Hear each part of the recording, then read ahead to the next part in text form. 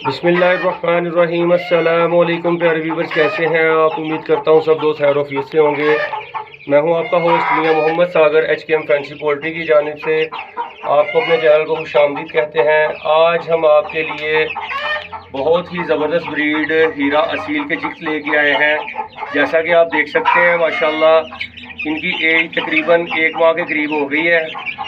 जो दोस्त भाई शौक़ रखते हैं उनको ये चिप्स मिल जाएंगे। ऊपर दिए गए नंबर पर रब्ता करें। ये सियालकोट में अवेलेबल है। इनके हम आपको मदर पेरेंट्स भी दिखाते हैं। जो दोस्त भाई शौक़ रखते हैं वो खुद आकर बाय कर सकते हैं। देख के तसल्ली करके चूज़े पिक करें। चूज़े क्वालिटी में है माशाल्लाह।